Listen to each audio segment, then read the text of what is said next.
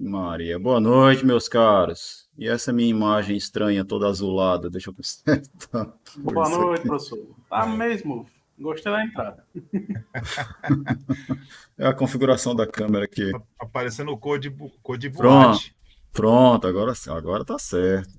Agora não tá essa coisa. Colocou Já o é. filtro azul, foi? Não, é porque eu tenho que mudar uma configuração na câmera aqui, porque toda vez que ela inicia assim. É o balanço de branco. Eu não sei porque fica azulada desse jeito, né? Mas ela inicia assim. Professor, só uma dúvida merda aqui antes da aula Diga aí, começar. diga aí.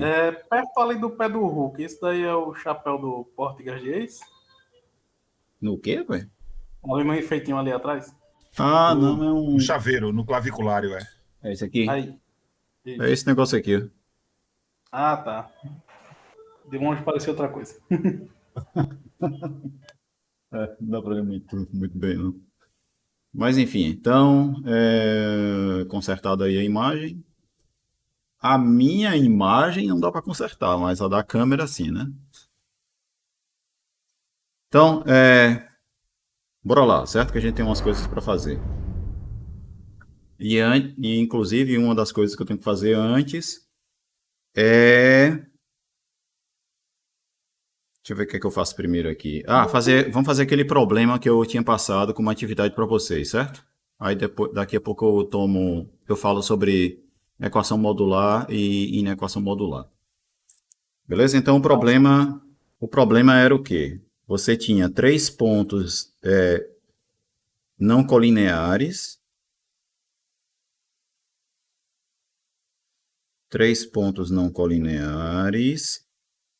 com as abscissas todas distintas, certo? Então, tem três pontos no plano em que x1, x2 e x3 são distintos. Aí o que a gente quer provar? A gente quer provar que existe uma única função da forma ax ao quadrado mais bx mais c, tal que f de x1 é igual a y1, f de x2 é igual a y2 e f de x3 é igual a y3, O senhor certo? já está gravando? Já está gravando sim. Obrigado. Então, sim, e a gente quer que essa função aqui, né, seja uma função quadrática. Então, esse coeficiente aqui ele vai ter que ser diferente de zero, certo? Então, vamos lá. Ó. Como é que a gente vai fazer isso? Primeira coisa, dessa primeira equação aqui, o que a gente vai obter? Nós vamos obter a vezes x1 ao quadrado mais bx1 mais c igual a y1. Dessa segunda equação, a gente vai obter o quê?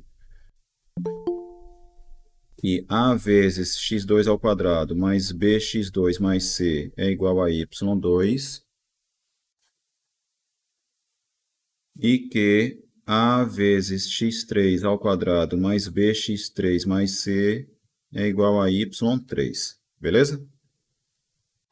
Eu vou chamar essa equação aqui de equação 1, aqui equação 2 e aqui equação 3. Então a gente quer resolver essa equação aqui, certo? Encontrar uma função dessa forma, satisfazendo a essas condições, significa o quê? A gente ser capaz de calcular quais são os valores de A, B e C, certo? E mais do que isso, como a gente quer provar que existe uma única função assim, então a gente tem que provar que existe um único valor de A, um único valor de B, um único valor de C, de modo que a função determinada por esses únicos valores aí, ela vai satisfazer essas três condições. Tá certo? Então vamos resolver esse sistema que aparece aqui, né? Que é um sistema linear.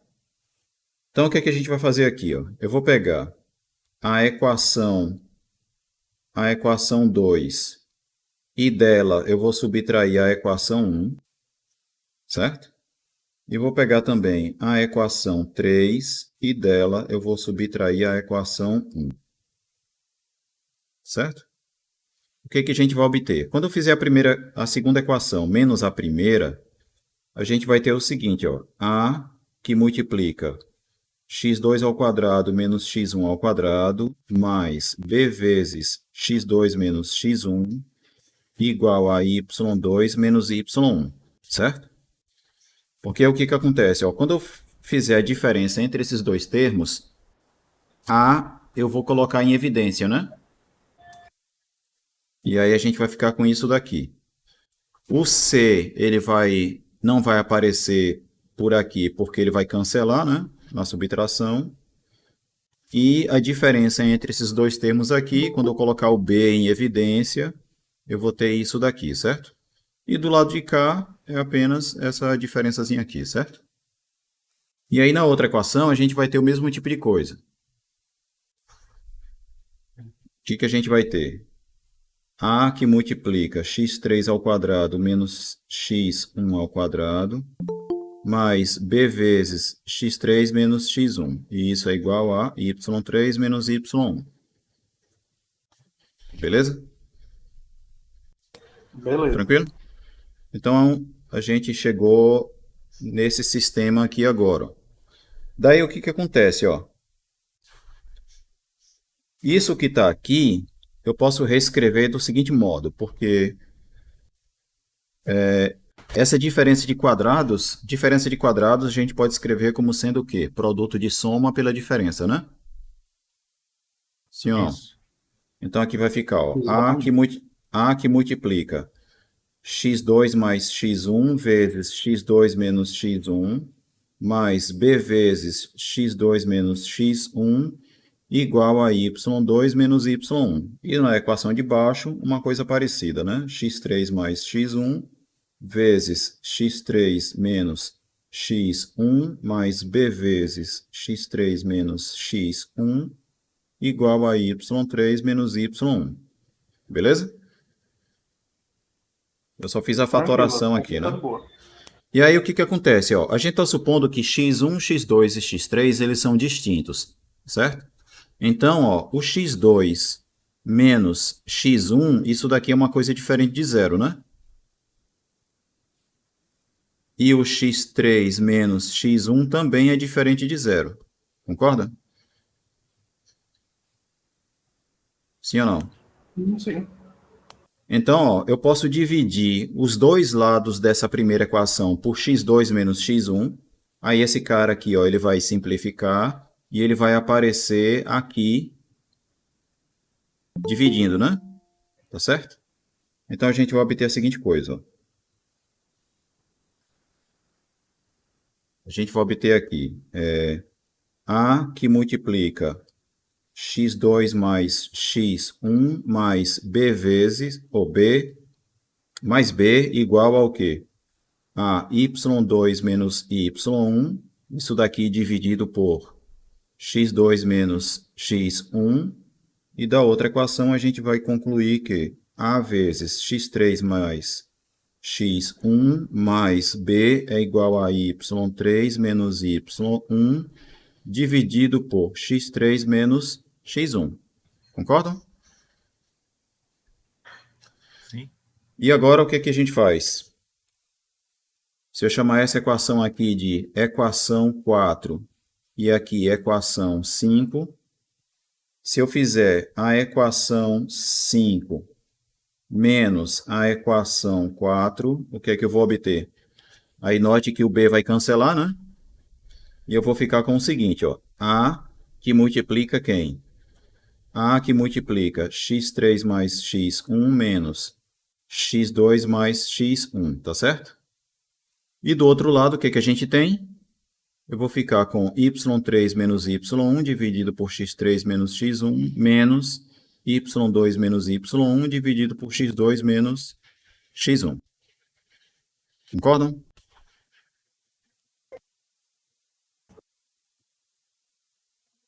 Sim ou não?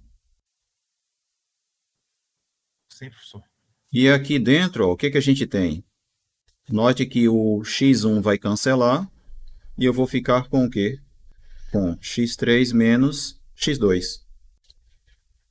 E aí eu vou ter, ó, a vezes isso igual a isso daqui. Conclusão. A conclusão é que o valor de A vai ser igual ao quê? A 1 dividido por x3 menos x2 vezes y3 menos y1 dividido por x3 menos x1 menos y2 menos y1 dividido por x2 menos x1. Compreendido? E claro, né, eu posso dividir tudo por x3 menos x2, porque x3 e x2 são diferentes e, portanto, isso aqui é diferente de zero também, né? Então, veja só. Se for verdade que x1, x2 e x3 são diferentes, o que que a gente acabou de fazer? Eu consegui, a partir dos valores de x1, x2, x3, y1, y2, y3, encontrar um único valor de A como sendo solução para esse sistema, sim ou não? Sim, sim. Não é? E aí o que que acontece? Ó? Então, o valor de A é único, certo? Porque ele foi a única solução do sistema, né? Então, eu encontro um único valor de A. A partir desse único valor de A, se eu substituir o valor de A, por exemplo, nessa equação aqui, eu vou encontrar um único valor para B, concorda? Sim. Então, eu vou ter um único valor de A e um único valor de B como solução do sistema. E aí, se eu substituir os dois valores, esses dois valores que eu encontrei, né, o valor de A e o valor de B, em uma dessas equações aqui, eu encontrarei um único valor para C. Não é isso? Exatamente. Então, de certa forma, o que a gente acabou de verificar foi o quê? Se x1, x2 e x3 forem diferentes, então eu consigo um único valor para A, um único valor para B e um único valor para C, de modo que a função dada por essa expressão satisfaz a essas três equações aqui. Concordam? Agora vem a questão. Ser uma função nesse formato ainda não significa dizer que ela é uma função quadrática, não é? Porque para ela ser quadrática, além dela ter esse formato, a gente precisa ter o quê? Que A seja diferente de zero, não é isso? Sim, sim. Exatamente. Agora veja só, o que é que vai garantir que o valor de A é diferente de zero? O valor de A só vai ser diferente de zero se isso daqui for diferente disso aqui, não é? Sim ou não? Sim ou não?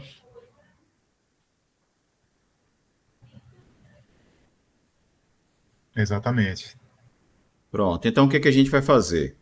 Porque, reparem só, nessa conta até agora, a gente não usou o fato de que os três pontos são não colineares, não foi? A gente só usou x1, x2 e x3 distintos. A gente ainda não usou o fato deles serem não colineares. E é nessa não colinearidade, essa não colinearidade é o que vai permitir dizer que esses dois números aqui são diferentes. E, portanto, o A vai ser diferente de zero. Vamos ver por quê, ó. Deixa eu fazer um desenho aqui. Primeiro, deixa eu copiar esse cara aqui para baixo, porque vai ficar melhor. Vamos fazer uma figurinha aqui.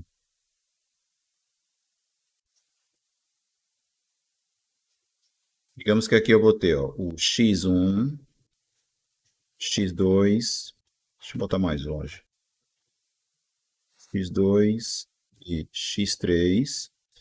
Digamos que aqui é o y1 e aqui é o ponto x1, y1. Digamos que aqui é o y2 e esse é o ponto de coordenadas x2, y2, tá certo? E aí eu vou fazer o seguinte, ó. Ao longo dessa mesma da reta que passa pelos pontos x1, y1, x2, y2, digamos que o outro ponto x3, y3 pertença à mesma reta que já contém os outros dois pontos, certo? Ou seja, vamos supor que os três pontos são colineares, para ver qual seria o problema, né? Tá certo? Aí qual que seria a questão, ó? O que significam esses dois números aqui? O que significa, por exemplo, esse daqui, ó? Olha para esse triângulo retângulo aqui. O que é que você tem? Esse número aqui, ele é igual a esse comprimento dividido por esse comprimento aqui. Sim ou não? Exato. Né? Ele é esse divide por esse. É a razão entre esses dois segmentos. E o que é esse número aqui? Ele é a razão entre... Vamos olhar para esse triângulo retângulo aqui, ó. Certo? Ele é a razão entre esse segmento com esse daqui. Sim ou não? Exatamente. Então, ó, deixa eu destacar nas cores aqui, ó. Beleza? Então, o que acontece, ó? Se os três pontos fossem colineares, certo? Então, essas duas razões, elas seriam iguais, né? Porque elas seriam tangentes de um mesmo ângulo θ aqui, ó. Concordam? Exatamente. Certo? Então, essas razões sendo iguais, né? Então, esses dois números aqui seriam iguais e, portanto, o nosso coeficiente A seria igual a zero, certo? Agora, claro, se os pontos não fossem colineares, né? Digamos que o outro ponto não pertencesse à mesma reta, ó. O que é que você teria? É que quando você olhar agora para esse outro triângulo retângulo aqui, ó, O ângulo já vai ser outro, né? exatamente, certo? Exatamente. Então, se os três pontos não forem colineares, as razões entre os segmentos que eu pintei na cor verde e na cor vermelha, as razões desses segmentos vão ser diferentes. Porque esses dois triângulos aqui não são semelhantes. Porque pelo menos esse ângulo aqui não é o mesmo, né? Esse Mas mesmo ângulozinho assim aqui não é o não mesmo. atenderia, né, a questão, né? Porque os três pontos teriam que ser não colineares, né? Isso, então por isso que eu estou dizendo aqui, ó, se os três pontos não forem colineares, essa razão aqui e essa, elas serão diferentes e, portanto, A vai ser diferente de zero. Perfeito. Agora ficou E aí sim, decorre da não colinearidade dos três pontos que esse coeficiente aqui ele é diferente de zero e, portanto, isso daqui realmente é uma função quadrática. E é engraçado que se você observar aqui, né, se os três pontos fossem colineares, A seria igual a zero e, portanto, a nossa função f seria o quê? Apenas uma reta, né? Que é o que teria que ser, né? Se os três pontos estão na mesma reta. Exatamente. Seria uma... Tá certo? Então vê que tem uma coerência, inclusive, né? Compreenderam aí o problema, né? Qual que era? Uhum. Alguém pode Eu estar... entendi essa parte da não colinearidade e do porquê que Certo. ela tem que ser diferente. Eu só não entendi por que que você disse que A é um valor único? E, tipo, por que que A é um valor único, entendeu? Não entendi isso, não. Se você examinar a forma como foi resolvida aqui, ó,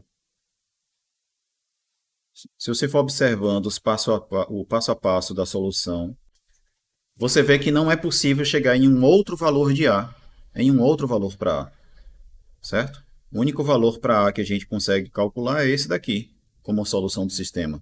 Porque lembra assim, ó, os valores de x1, x2, x3, y1, y2 e y3, eles são fixos, certo? É claro que se você mudar esses valores, o valor do A vai ser outro. Mas dado que esses valores estão fixados, o valor do A é único. Só tem um valor para A como solução para esse sistema aqui. Tá certo? Sim ou não? Tá certo. Você obteria, por exemplo, dois valores diferentes para A se durante o cálculo de A você caísse, por exemplo, eu caí numa equação de segundo grau em relação à variável A. E aí, quando você resolve a equação de segundo grau em relação a A, aí você pode ter dois valores distintos para ele.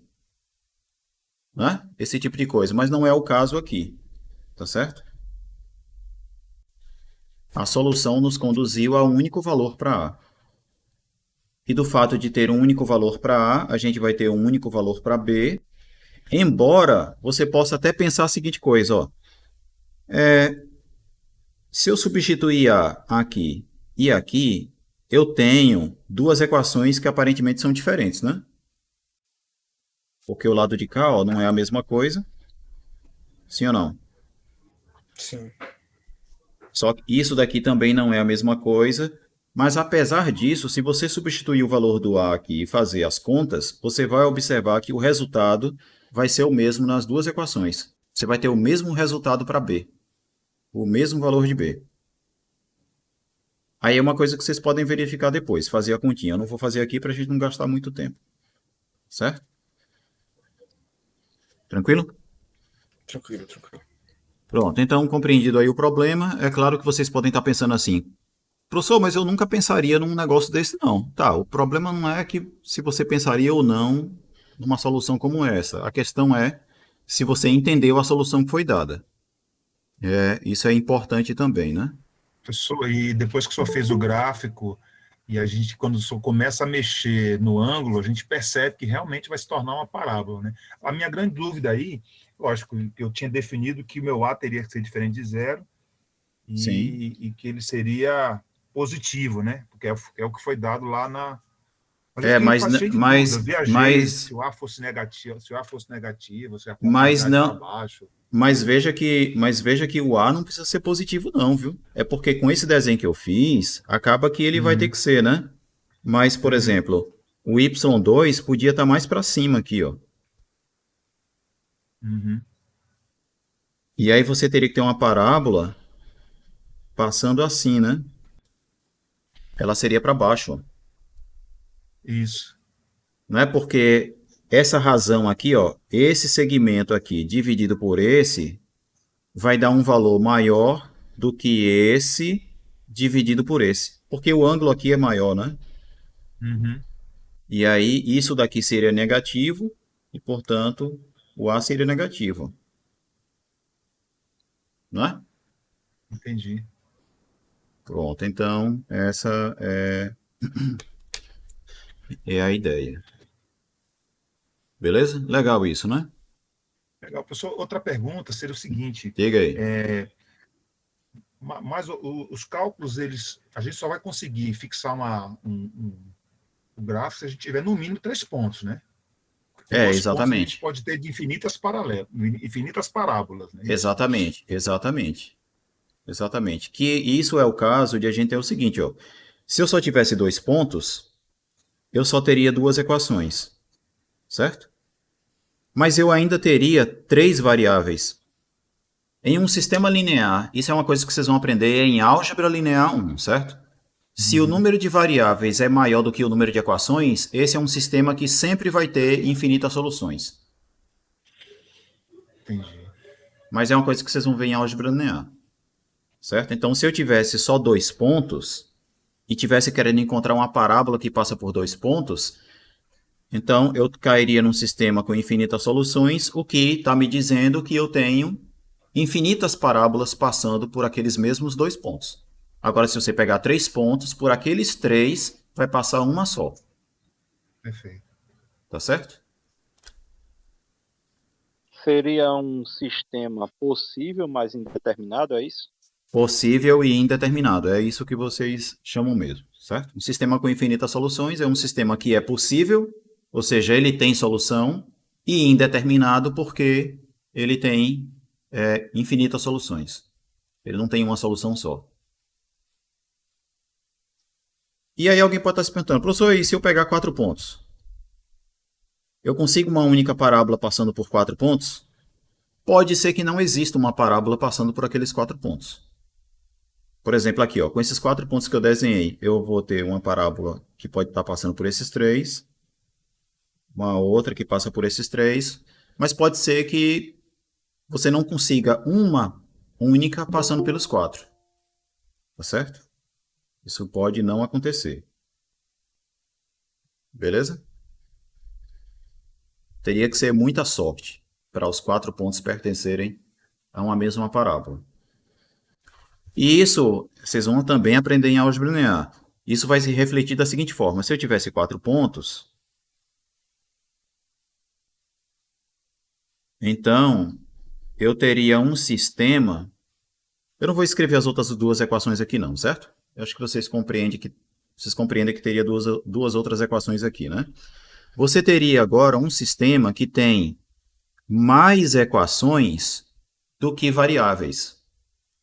Qualquer sistema que tenha mais equações do que variáveis é um sistema que pode não ter solução. Ele tanto pode ter solução como pode não ter. Certo? Tranquilo?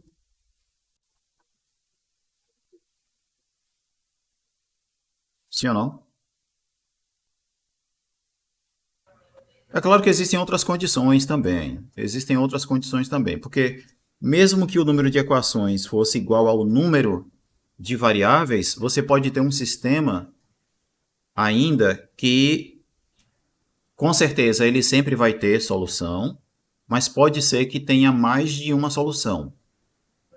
E, no caso, tem infinitas soluções. Beleza?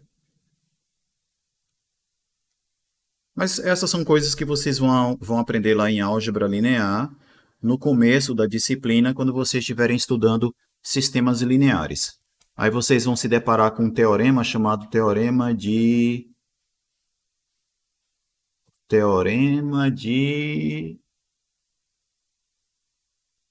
não sei o que Capelli, Richer Capelli, sei lá, esqueci o nome do teorema, dos 2 caras. Mas vocês vão ver um teorema que diz quando é que o sistema tem uma solução só, quando é que tem infinitas e quando é que não tem. Beleza? Mas aqui não é álgebra linear. Aqui é agora equações modulares. Certo? Em equações modulares não tem muita coisa exatamente para a gente ter que ver, não. É mais uma questão de observar os seguintes fatos. Resolver uma equação modular vai se basear nisso aqui, ó. Que o módulo de x ser igual a k significa dizer que x é igual a k ou é igual a menos k. Tá certo? A gente viu isso na aula passada. Não foi? Hã? Sim ou não? Sim. Oi, professor. Então, por exemplo, se você quer resolver essa equação aqui do exemplo 201, primeiro exemplo do 201, módulo de 2x menos 1 igual a 3. Então, ó, você tem o módulo de alguma coisa igual a 3, então você tem que ter essa coisa igual a 3, ou esta coisa igual a menos 3. Beleza? Porque quando a gente escreve isso aqui, o módulo de x igual a k, se e somente se uma dessas duas coisas, esse x aqui ele está representando qualquer coisa dentro do módulo, certo? Não precisa ser necessariamente x. Compreendido? Então, é o caso aqui, ó. Você tem uma coisa que está dentro do módulo, e o módulo dessa coisa é igual a 3. Então, você precisa ter essa coisa igual a 3 ou ela igual a menos 3. E aí, nesse caso, aqui você vai ter uma equação cuja solução é x igual a 2. E aqui você vai ter uma outra equação cuja solução é x igual a menos 1. Compreendido? Então, qual é o conjunto solução dessa equação? O conjunto solução dessa equação vai ser esse cara aqui e esse cara aqui. Certo? Ou seja, quais são os valores de x que eu posso colocar aqui de modo que módulo de 2x menos 1 seja igual a 3? Você pode colocar tanto x igual a 2 como x igual a menos 1. Certo? Ó, se você colocar x igual a 2 aqui, vai dar o quê? Aqui dentro vai dar 4 menos 1, que é 3, e módulo de 3 é igual a 3. Certo? Se você colocar x igual a menos 1, você vai ter menos 2 menos 1, que é igual a menos 3. Módulo de menos 3 é igual a 3. Compreendido? Agora, você também pode ter outras situações, né? Como, por exemplo, essa daqui, ó. Não é muito elaborada ainda, mas ela já é um pouco diferente do que tinha antes, ó. Você tem o módulo de uma coisa igual ao módulo de uma outra. Certo? Ou seja, eu tenho uma situação desse tipo, ó. Módulo de A igual a módulo de B. E aí a gente tem que observar a seguinte coisa. Se o módulo de A é igual ao módulo de B, isso significa dizer que A é igual a B ou A é igual a menos B. É uma dessas duas coisas. E por que isso? Vamos verificar aqui, ó. Se eu tiver aqui com o módulo de A igual a módulo de B, então tenho isso aqui, ó. Eu vou ter módulo de A igual a B ou módulo de A igual a menos B, não é isso? Sim ou não? Sim. E aí, dessa equação Professor, aqui, diga. o inverso disso também é válido? Como assim? Tipo, o módulo de B é igual a ou A ou menos Ah, A? escrever isso aqui? Sim, sim. Sim, pode ser. Pode ser. Tá certo também. Ok? Só que aí eu escolhi escrever isso, né? Daí o que que acontece? Ó? Dessa equação aqui, o que que a gente teria agora? Nós teríamos que A é igual a B ou A é igual a menos B, não é isso? Porque aqui a gente cai na situação, né? O módulo de uma coisa é igual a um número, né? Que é isso aqui, ó. Tá certo? Então, voltando aqui, ó. Se o módulo de A é igual a B, então porque A é igual a B ou A é igual a menos B. Aqui vai ser a mesma coisa, ó. Se módulo de A é igual a menos B, então é porque A é igual a menos B ou A é igual a menos B. Só que menos menos B é igual a B. Então, repare só.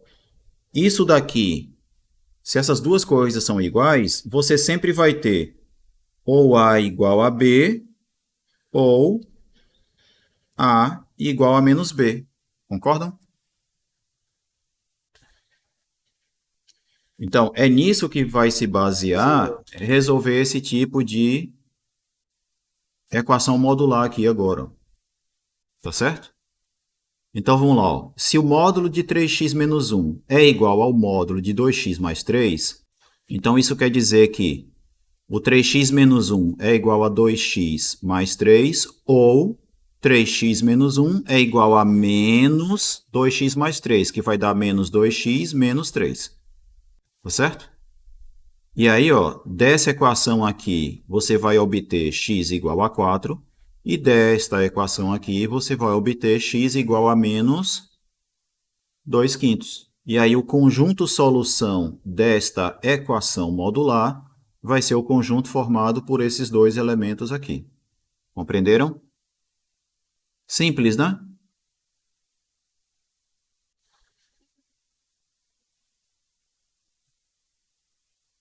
Simples ou não? Aí, claro, né? Aqui vai ter um monte de exercícios que vocês vão ter que fazer, certo? Tem uma cacetada de exercícios aqui, ó. E eu recomendo que vocês façam o máximo de exercícios possível aqui, certo? São todos exercícios apenas para treinar, então eu recomendo que eu indico todos eles aqui, certo? Mas aí vocês só precisam fazer o tanto que vocês achem necessário fazer para se sentirem, digamos assim, bons naquele tópico ali, já, certo? Então vejamos agora inequações modulares. Então, no que vai se basear a resolução de inequações modulares? Vai se basear nessas duas coisas aqui, ó. Uma delas é que, se o módulo de x é menor do que k, então o x é um número que é maior do que menos k e menor do que k. Beleza? Sendo que esse k ele é positivo, né? E outra coisa, o módulo do x vai ser maior do que k se x for menor do que menos k ou maior do que k. Tranquilo? É nessas duas coisas que a gente vai se basear para resolver inequações modulares. Tá certo? Lembrando que o x que está aparecendo aqui, ó, não tem que ser necessariamente x. Pode ser qualquer coisa dentro do módulo. Por exemplo, vamos a o primeiro exemplo desse 202 aqui, ó. Você quer resolver essa inequação aqui. Beleza? Então, como ela é uma coisa do tipo módulo de alguma coisa menor do que 3, então essa coisa que está dentro do módulo, ela tem que ser maior do que menos 3 e menor do que 3. Tá certo? Então, vou ter duas desigualdades aqui, duas inequações para resolver. Uma delas é essa, que a solução vai ser o quê? Deixa eu só fazer a continha. Então, a gente tem ali, ó, menos 3 menor do que 2x mais 1. Aí eu vou subtrair um dos dois lados, a gente vai ter isso, certo? Ou seja, menos 4 menor do que 2x. E aí o que acontece? Ó, se eu dividir os dois lados da desigualdade por 2, a desigualdade se mantém por quê? Porque eu dividi por um número positivo, tá certo? Não é isso? E isso aqui vai nos dar o quê? Menos 2 menor do que x. Tranquilo? Resolvendo agora a outra desigualdade. Essa aqui, ó, 2x mais 1 menor do que 3. No caso de 2x mais 1 menor do que 3, a gente vai proceder parecido, né? Eu vou subtrair um dos dois lados, certo? E chegar nisso aqui. E aí eu vou dividir os dois lados por 2. Aí, como 2 é positivo, a desigualdade se mantém. Isso aqui vai ser o quê? X menor do que 1. Não é isso? Então, é por isso que a gente chega que se isso daqui é verdade, então o x ele está entre menos 2 e 1. Simples, né? E aí, portanto, ó, o conjunto solução é o quê? O conjunto solução é o conjunto de todos os números reais que são maiores do que menos 2 e menores do que 1. Concordam?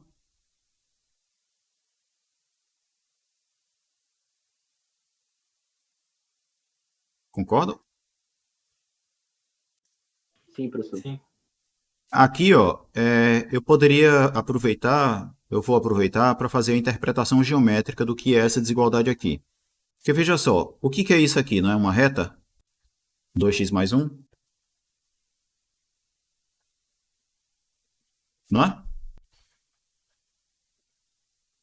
Que reta que é essa? Vou fazer o desenho dela aqui, ó.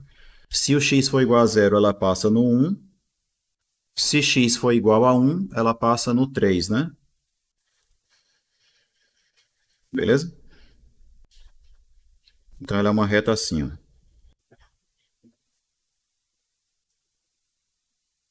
Tranquilo? O que que significa? Isso aqui é o gráfico da função 2x mais 1. O que que significa passar o módulo nessa função? Eu vou pegar toda a parte que está embaixo do eixo x e vou rebater para cima, né? Sim ou não?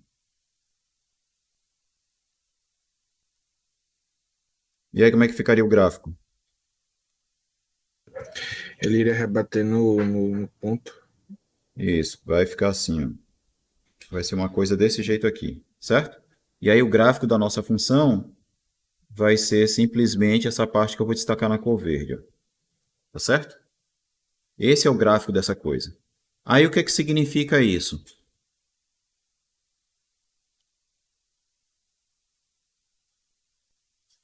Significa que se eu pegar aqui o 1, 2, 3... Tá aqui o 3, né? Então, eu vou pegar do gráfico da função só o que está abaixo do número 3. E aí, quais são os valores do x, de modo que esse gráfico vai estar abaixo do número 3? Você vai ter esse ponto aqui, ó, que é o menos 2, e vai ter esse outro ponto aqui, que é o 1. Tá certo? Essa, digamos assim, é a interpretação geométrica da solução, né, da nossa inequação. Tá certo? Sim ou não? Correto. É essa a ideia aqui. Então, prosseguindo, o próximo exemplo agora ó, é o módulo ser maior do que um número. Quando é que o módulo de uma coisa é maior do que um número? Quando essa coisa é menor do que menos esse número, ou essa coisa é maior do que aquele número. Tá certo? Então, aqui você vai ter uma inequação e aqui você vai ter uma outra. Resolver a primeira inequação aqui vai lhe dar como resultado isso. E resolver a segunda inequação vai lhe dar como resultado isso daqui. Tá certo? E aí o conjunto solução da sua inequação é o quê? É o conjunto de todos os números reais x, tais que x é menor do que menos meio, ou x é maior do que 2. Como é que a gente poderia interpretar geometricamente essa inequação aí? Deixa eu colocar nesse formato aqui. O que que é? A ideia é como se você tivesse assim, né? Mais uma vez. Você vai ter uma reta, né? Que é a reta 4x menos 3. Quem é a reta 4x menos 3? Para x igual a zero, ela vai passar em menos 3. Então, menos 1, menos 2, menos 3. E quando x é igual a 1, ela vai dar 1, né? Então, ela vai passar no x igual a 1, ela vai estar aqui. Então, ela é uma reta que passa por esses dois pontos. Ó.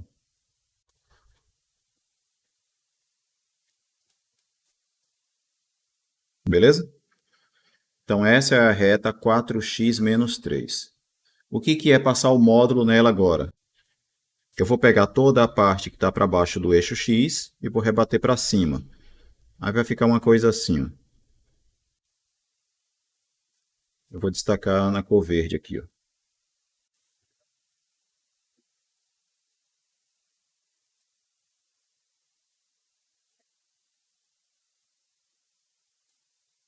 Beleza? E aí agora você tem o número 5, né? Que eu vou querer resolver essa desigualdade aqui. Ó. Essa inequação. 5. 1, 2, 3, 4, 5. Ficou muito aqui para cima. Né? Aqui o 5. Então o que é que eu quero? Eu quero saber, ó, para quais valores de x o gráfico da nossa função módulo de 4x menos 3 vai estar para cima do 5. Tá certo? Quais pontos serão esses? Ó? Vai ser esse ponto aqui, que é o menos meio, e esse outro ponto aqui, que vai ser, no caso, o 2. Beleza? Então, para qualquer x que eu pegar menor do que menos 2, no gráfico da função a gente vai estar em cima do 5. E para qualquer número que eu pegar maior do que 2, o gráfico da nossa função vai estar em cima do 5 também. É isso que eu vou marcar de vermelho aqui. Ó. Tá certo? Qualquer cara que eu pegar na parte vermelha, ele vai estar na parte vermelha lá em cima. Compreendido?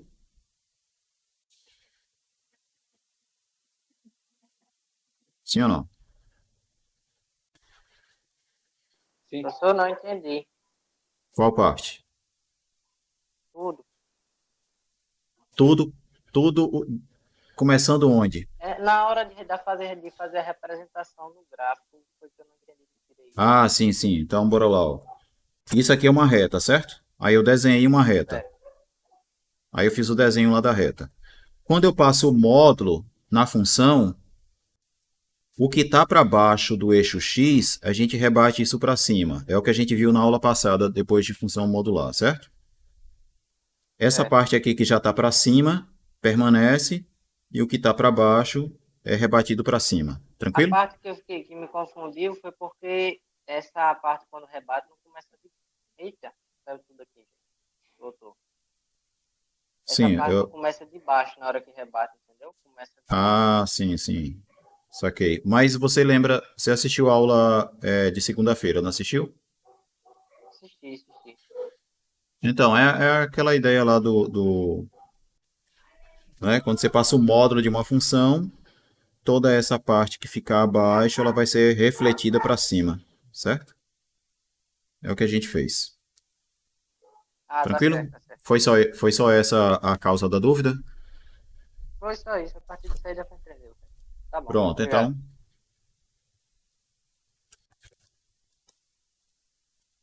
Se ainda tiverem qualquer dúvida com relação a isso, assiste a aula passada. Beleza? E aí aqui você vai ter uma série de exercícios, né? Para vocês treinarem esse tipo de coisa, tá certo? E aí deixa eu comentar também, aproveitar para comentar, né? Pelo menos mais um exercício diferente, né? Que é, sei lá, por exemplo, esse daqui, ó, letra A. Tá certo? Aliás, eu não vou fazer a letra A, não. Vou fazer a letra C. Porque a letra A eu já fiz com o pessoal da tarde. Certo? Aí, pelo menos em um vídeo vai ter a letra A feita e no outro vai ter a letra C. Então, vamos resolver isso daqui, ó. Beleza?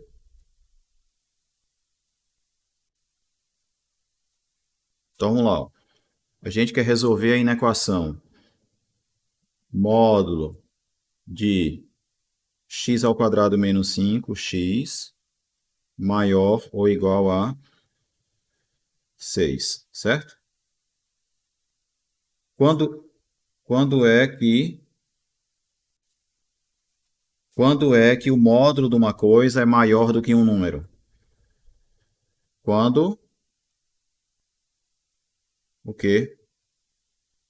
Quando o que está dentro do módulo é menor ou igual a menos aquele número, ou quando o que está dentro do módulo é maior ou igual àquele número, sim ou não?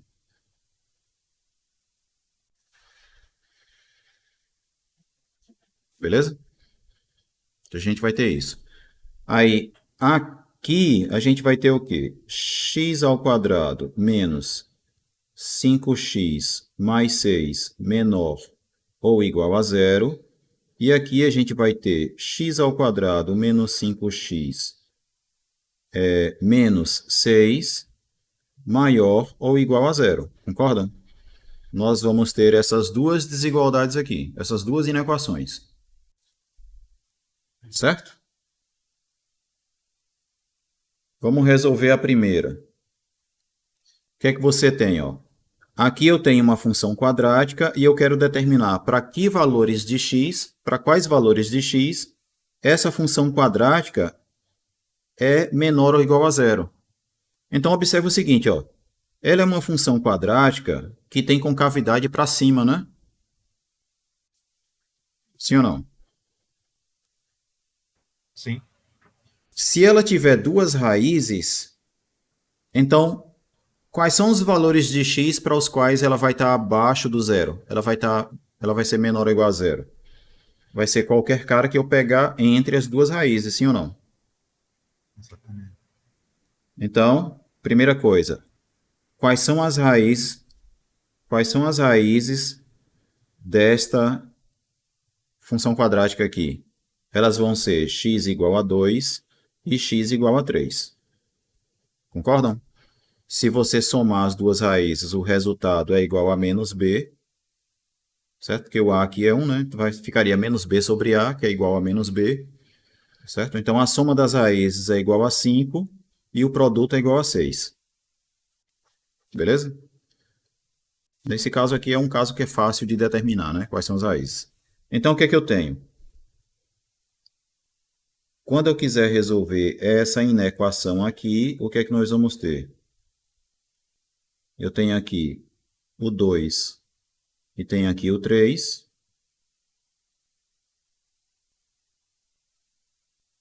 E quando é que essa inequação é verdadeira? Quando o x... Se bem que o caso igual a zero está ocorrendo, né? Então eu vou botar o pontinho preenchido aqui, né? Porque o 2 e o 3 verificam isso daqui, né? Então eu vou pegar os pontos que estão todos aqui, ó. Certo? É o x maior ou igual a 2, menor ou igual a 3. Concordam? E no caso da segunda inequação?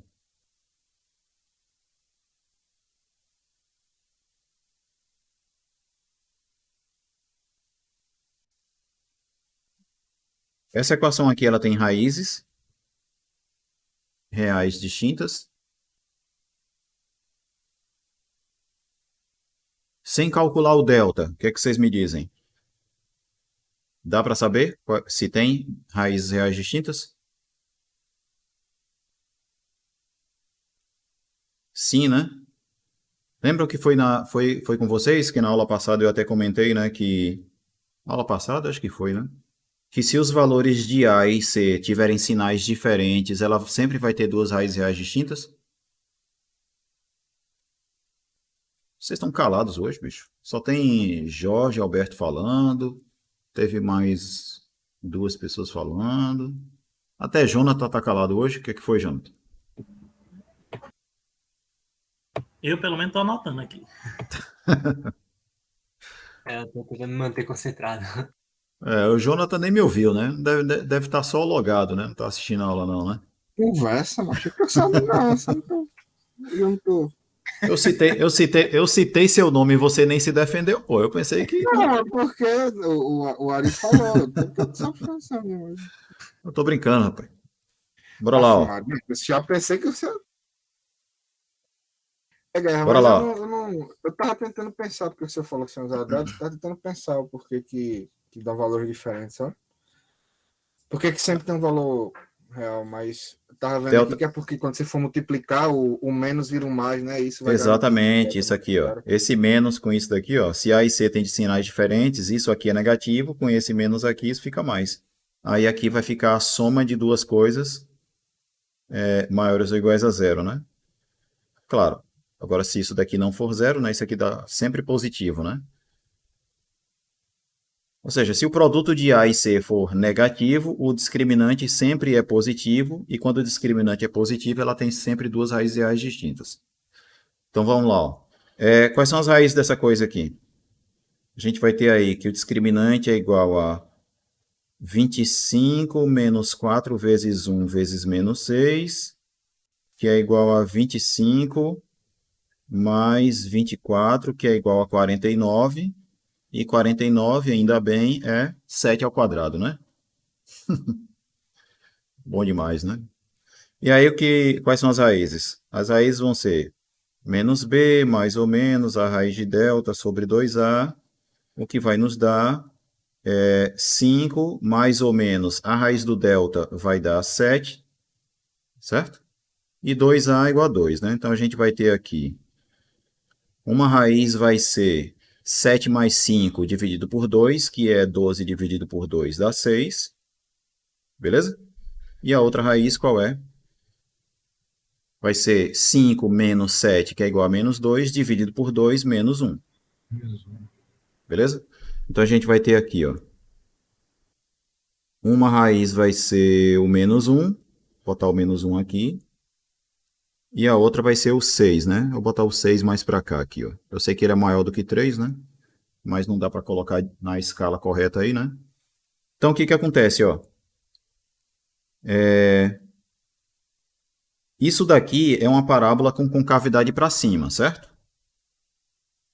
Uma raiz está no menos 1 e a outra raiz está no 6. Onde é que ela vai ser maior ou igual a zero? Quando x é menor do que menos 1 e quando é maior do que 6, não é? Então vai ser esse pedacinho daqui, ó. Esse daqui e esse daqui. Concordam? Mas aí como é que Aí, ela vai ter duas soluções diferentes não. ou a gente vai juntar as duas equações numa só? A gente vai ter que juntar tudo numa só. Porque qual é a ideia? Ó? Eu estou querendo saber quais são os valores de x para os quais ou vale isso ou vale isso. Eu não preciso ter as duas coisas ao mesmo tempo, né? Porque quando o módulo de uma coisa é maior ou igual a um número, você tem que ter isso daqui ou isso aqui. Olha lá no livro como é que tá. Ó. Deixa eu descer aqui para mostrar. Ó. Eu preciso ter isso aqui. Ó. Tem que ser um ou. Não é? Pode ser uma coisa ou a outra. Você não precisa ter as duas simultaneamente. No caso da de cima, você precisa ter. Concorda? Então, Professor, voltando... por que na de cima é necessário ter essa equação? É porque o x, ó, ele vai estar dentro do intervalo, né? Então tem que ser verdadeira essa inequação e essa inequação, para que o x esteja entre esses dois números, né? Certo? E essa daqui não, ó. É claro, você pode ter as duas coisas? Sim, certo? Mas você pode ter só uma delas. Tranquilo? Por isso que tem um ou aqui. Beleza? Então, voltando lá no que a gente estava fazendo. Então, ó, qual que vai ser o nosso conjunto? Qual que vai ser o nosso conjunto de solução? Vai ser a união, né, entre isso daqui e isso aqui. Concorda? Aí você pode escrever o conjunto união assim, ó. Vai ser o conjunto de todos os números reais, tais que x é menor ou igual a menos 1, ou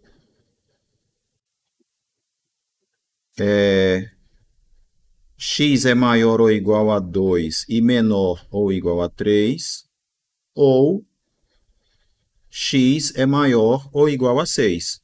Essa é uma forma, tá certo? Concorda? Porque ó, se você pegar um x e ele está aqui, então essa desigualdade aqui é verdadeira, né? Essa desigualdade vai ser verdadeira, e, portanto, isso daqui vai ser verdade. Porém, o x que você pegar, se ele estiver nesse pedaço, então essa equação vai ser verdadeira, e se essa desigualdade vai ser verdadeira, e, portanto, essa desigualdade vai ser verdadeira. Aqui também, ó, se o x estiver aqui, então essa inequação é verdadeira e, portanto, essa inequação é verdadeira. Concorda? Então, basta que o x esteja em um desses pedaços. Não precisa estar nos três ao mesmo tempo, claro, né? Tranquilo? Mas você poderia ter escrito assim também, ó. O que é isso daqui?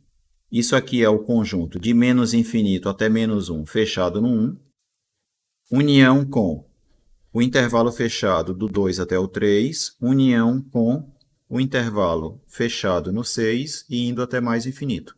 Aqui seria uma outra forma de você descrever o conjunto de solução desta inequação aqui. Beleza?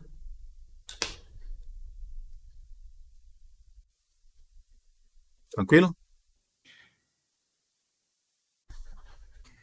Então, eu acho que não tem muita dúvida, né? Eu acho que dúvidas agora só vão surgir quando vocês forem fazer os outros exercícios, né? As outras questões, e aí sim, durante a resolução de exercícios pode aparecer dúvidas, É. né? E tem uma coisa também que eu tenho que dizer a vocês com relação a uma dica, né? Um conselho, uma sugestão. Não caiam no alto golpe que a gente tem a tendência de nos dar, que é o seguinte: ah, eu entendi, é fácil. Aí você pega e não faz os exercícios, porque você achou que é fácil. Certo? E aí nessa de não fazer exercício, você não treina. Aí quando uma questão como essa aparece, por exemplo, numa prova, aí você se quebra. Porque você não treinou. Beleza? Verdade, verdade. Então, não caiam nesse golpe de, entendi, e eu achei fácil. Aí você não faz os exercícios. Cuidado que numa dessa, que vocês se ferram, certo? Ou então na boa nota da primeira unidade, que aí dá aquela ilusão de não precisar estudar para as outras. Exato, também. Bem pensado, bem lembrado e bem observado. Certo? Homem, Ari. Chame. Não se iludam com nota boa na primeira unidade. Aliás, em unidade nenhuma. Não se iludam com nota boa em prova. O que o Ari falou, Certo? eu me identifiquei nas outras matérias. Matemática não, que a gente só, básica não, que a gente só tem uma prova, né? Mas fundamentos de geometria, por exemplo. A primeira prova que eu fui ter uma nota muito boa, aí nas outras caiu o gráfico de rendimento lá do multiprova, sabe? Sei. Mas aí, Você. teria como se eu subir Diga. rapidão? Porque eu tô com a. Subir. Até Como na assim? definição de equação. Isso aqui. Essa segunda aí, a segunda condição, eu não tô conseguindo entender ela. Porque eu imaginei um exemplo aqui. Por exemplo, módulo de 3 é maior que 2. Sim. 3.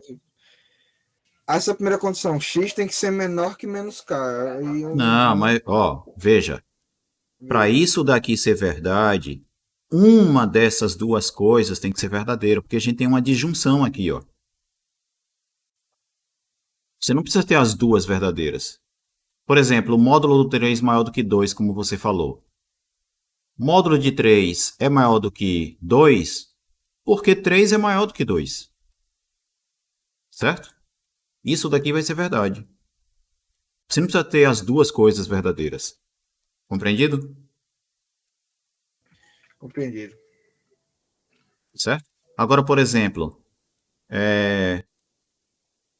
o módulo de 3 é menor do que 2? Não. Como você poderia ver isso também? Porque, o 3 nem é menor do que 2, certo? Certo. Mas o 3 seria maior do que 2, né? Você teria essa desigualdade aqui verdadeira, mas a outra não, né? Concorda? Concordo. Mas só que o que acontece? O módulo de 3 é igual a 3 e a gente sabe que 3 não é menor do que 2. Então, não é suficiente que uma dessas coisas seja verdadeira para que isso seja verdadeiro, concorda? Concordo. Então veja que as duas coisas têm que ser verdadeiras. Tá certo? Você falando de junção, lembrei daquela aula de lógica, que é a negação da operação I, que é a negação da operação I, é a operação ou com os dois lados negados. E, tipo, isso é bem o que é o segundo caso. Exatamente. Agora. Exatamente. Se você negar esse lado aqui, você vai obter meio que isso aqui, né? Na verdade, vai aparecer isso daqui com menor ou igual, né? E aí, quando você negar essa disjunção, vai aparecer uma conjunção aqui em cima. Aí você vai ter que ter o contrário disso e o contrário disso. Ou seja, você vai ter isso daqui. Tá certo? Bem observado aí. Beleza? Então, agora a gente pode passar para o outro tópico que nos interessa aqui, né? Que eu vou ter que falar um pouco mais rápido, porque eu gastei muito tempo nesse negócio, que é polinômios. Mas a gente só vai até grau de polinômio aqui, certo? Beleza? Então, a primeira observação que eu tenho que fazer aqui é o seguinte, ó, é que o livro que eu vou usar para falar de polinômios é o livro 6 da coleção Fundamentos de Matemática Elementar, certo?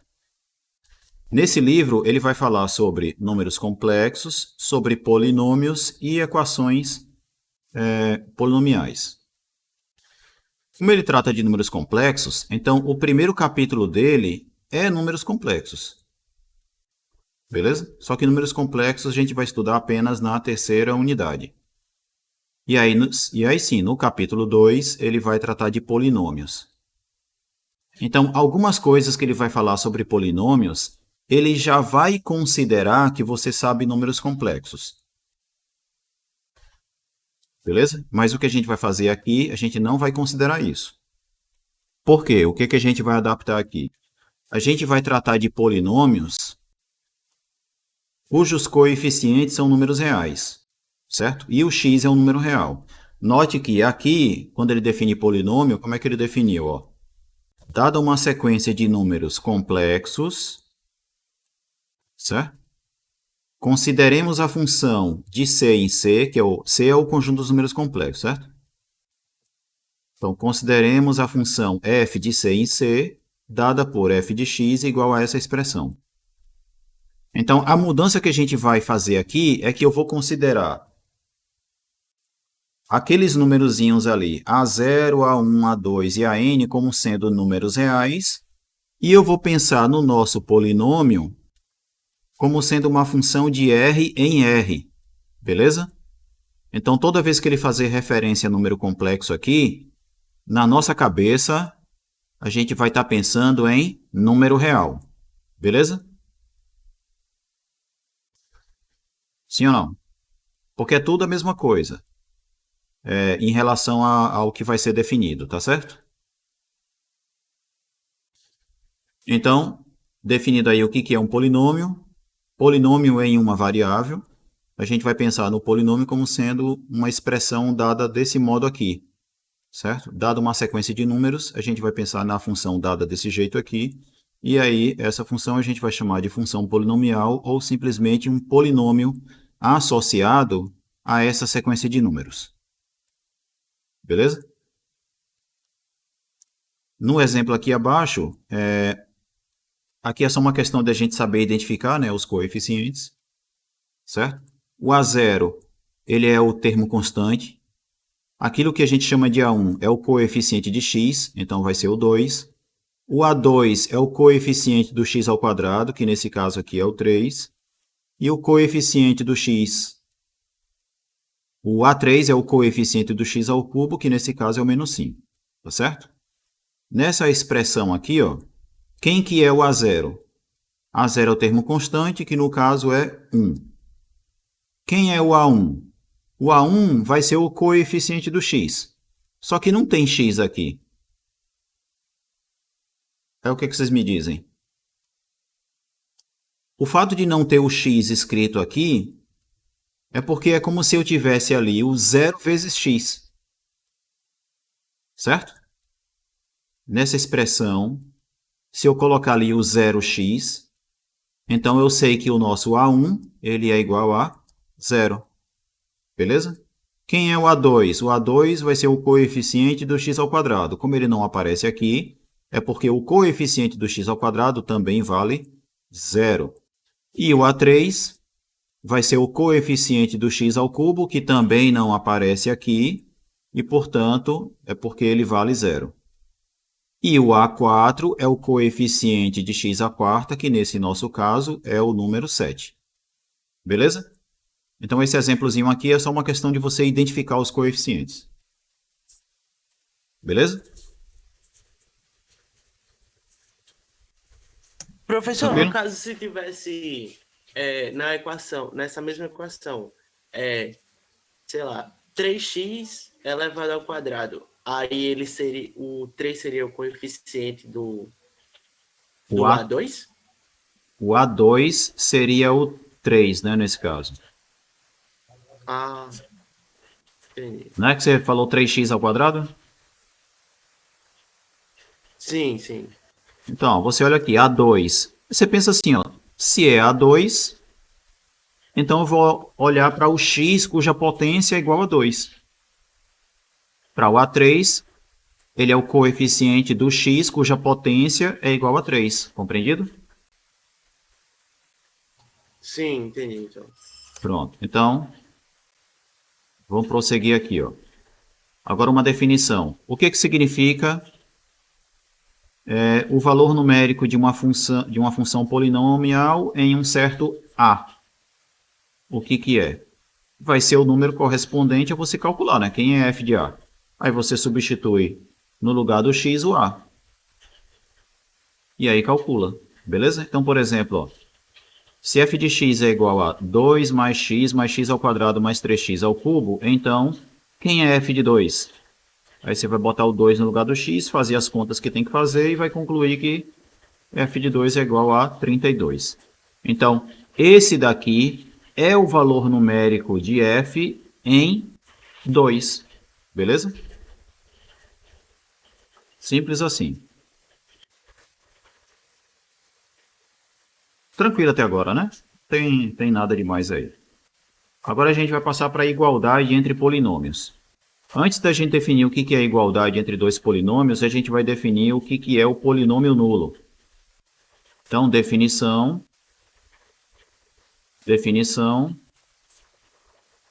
Um polinômio, ele é nulo, né? Um polinômio f é nulo se é verdade isso daqui, ó.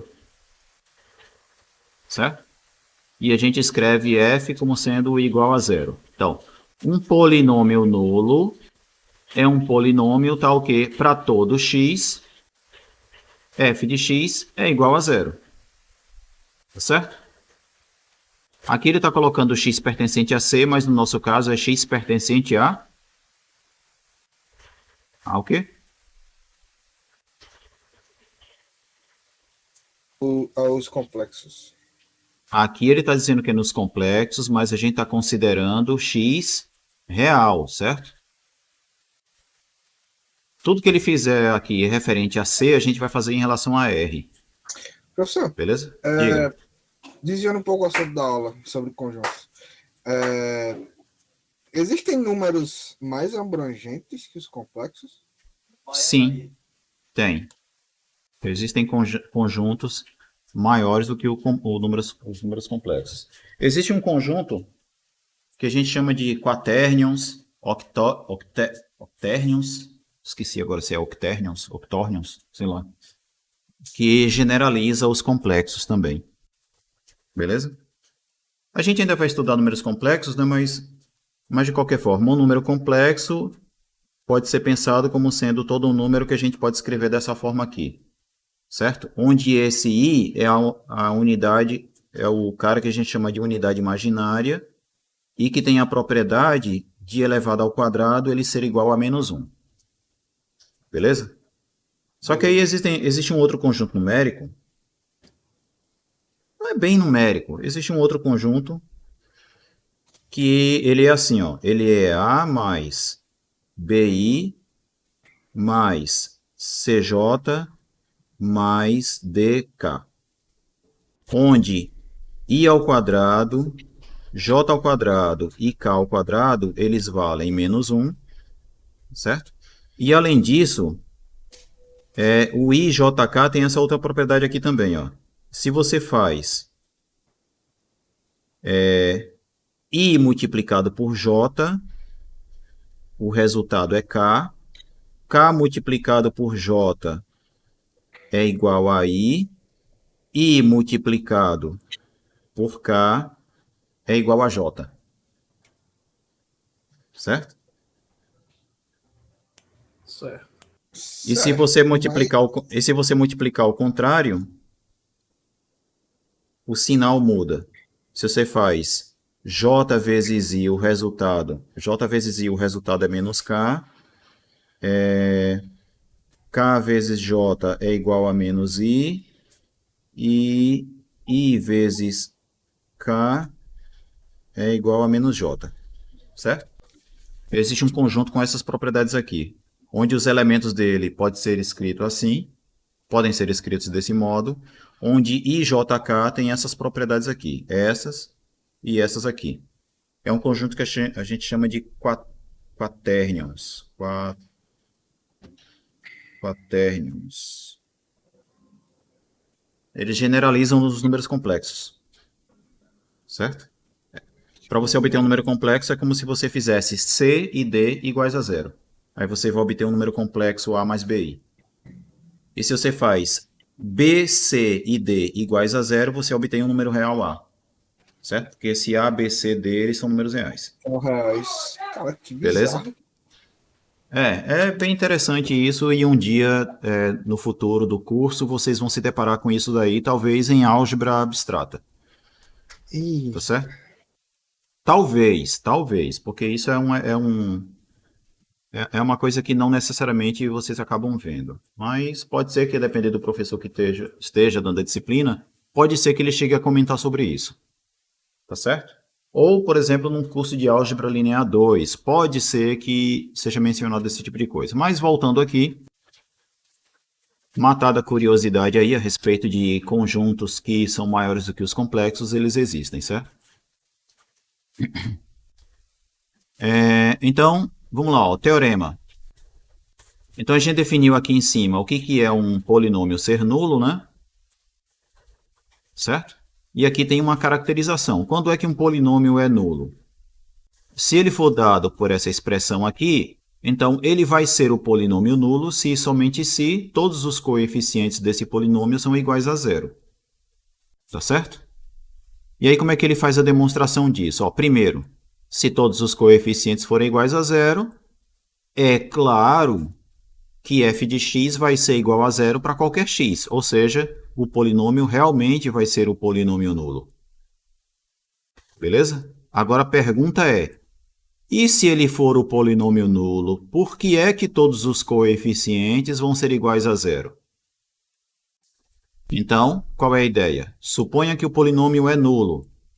Então eu vou pegar n mais 1 números reais, todos distintos, 2 a 2, né? Distintos 2 a 2, e vou substituir no polinômio. Então, como o polinômio é nulo, então f de alfa 0 é igual a zero, f de alfa 1 também é igual a zero, e assim por diante. Tá certo? Só que f de alfa 0 vai ser igual a essa expressão aqui.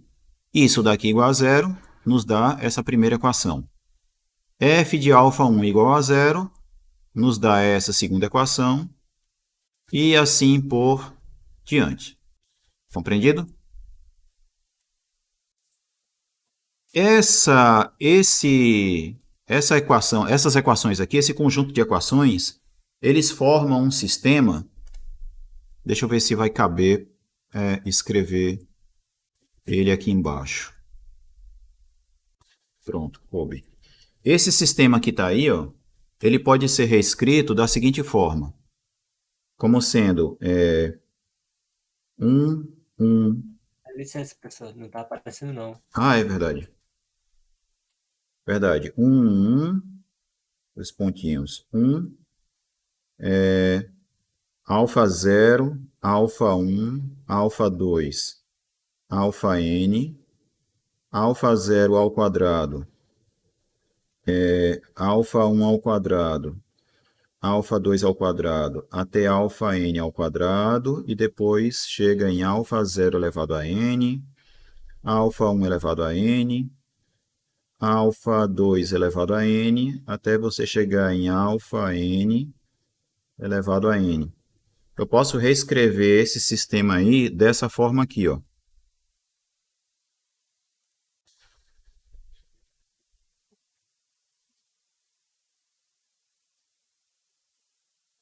Beleza?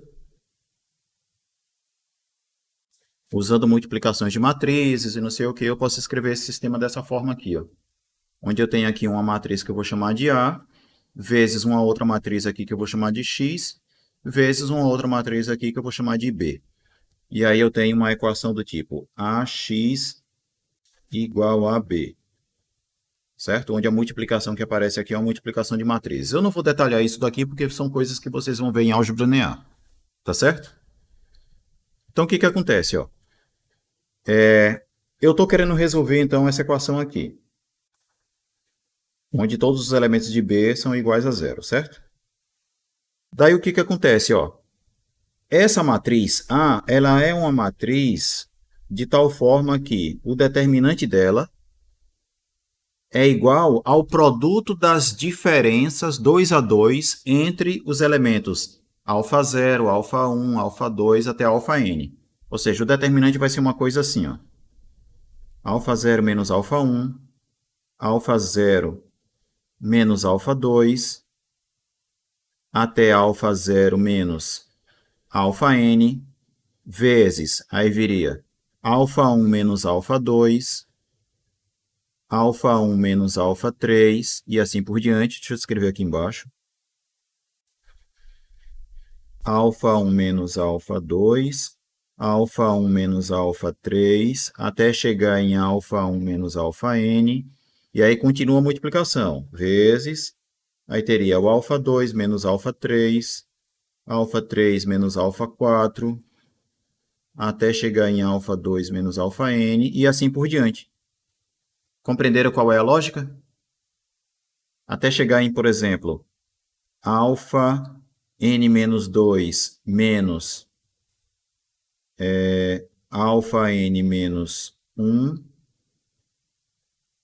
vezes alfa n menos 1 menos alfa n. Compreenderam mais ou menos a lógica? De como que vai dar de como que é o determinante? Veja, eu não estou perguntando se vocês conseguem entender por que é que o determinante é isso. Certo? Eu só quero que compreendam o padrão aqui, qual que é. Essa matriz aqui, ó, ela é uma matriz famosa. Ela é uma matriz que a gente chama de matriz de Vandermonde. Certo? Matriz de Vandermonde. Cuidado para não confundir Vandermonde com Valdemort. Como que é o vilão lá de... Valdemort. É. O nome parece, mas não é a mesma coisa não, certo? A matriz de Vandermonde. Esse tipo de matriz tem esse padrãozinho aqui, ó, em relação ao seu determinante. Tá certo? E aí, o que acontece? Se todos esses números aqui, ó, eles são 2 a 2 distintos, então o que acontece? Ó? Esse carinha aqui, ó, ele é diferente de zero, isso aqui é diferente de zero, isso aqui é diferente de zero, diferente de zero, diferente de zero, diferente de zero. Todos os números que aparecerem aqui, né, nessa multiplicação toda, todos eles são números diferentes de zero. E, portanto, o determinante da nossa matriz de Vandermonde vai ser uma matriz com determinante diferente de zero. Certo? A matriz de Vandermonde vai ser uma matriz diferente, cujo determinante é diferente de zero. Quando uma matriz tem determinante diferente de zero, significa dizer que essa matriz ela tem uma matriz inversa, que é uma matriz que, quando multiplicada por ela mesma, pela inversa, o resultado, quer dizer, a matriz inversa é uma matriz que, quando multiplica a matriz original, o resultado é a matriz identidade. São coisas que vocês vão ver em álgebra linear novamente. Tá certo? Não quero detalhar aqui. Mas aí o que acontece? Ó? Essa equação aqui, então, já que o determinante é diferente de zero, então essa matriz A ela tem inversa, então a solução daquela equação ali vai ser dada desse modo aqui. Tá certo?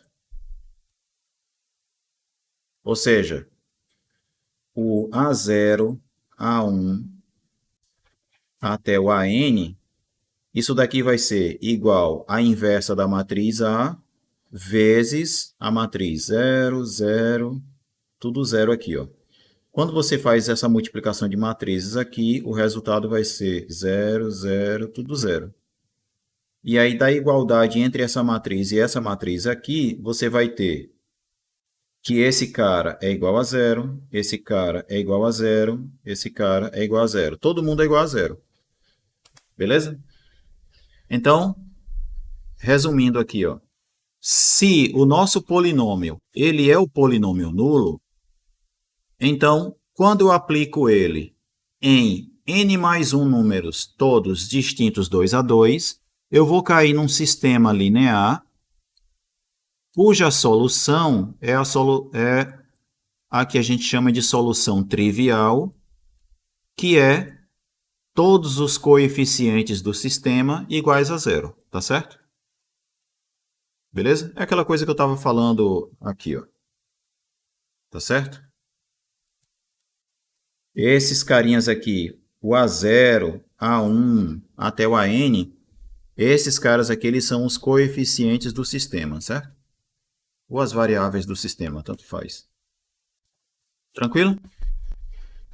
Então, vai ter um resultado lá que vocês vão estudar em álgebra linear, que quando o determinante ele é diferente de zero, então você vai acabar tendo, nesse caso, que todos os coeficientes A1, A2, AN, eles são iguais a zero.